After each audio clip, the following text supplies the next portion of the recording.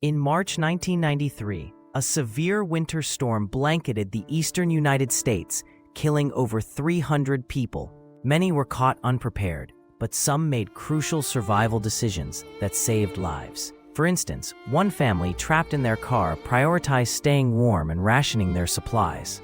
They also huddled together to share body heat, illustrating the importance of teamwork in dire situations. High-stress environments demand quick decision-making. Those who remained calm and focused often found ways to signal for help or create makeshift shelters. This blizzard reminds every outdoor enthusiast: always carry essential gear and have a plan for sudden weather changes. By learning from others' experiences, we empowered ourselves to face the unexpected and survive.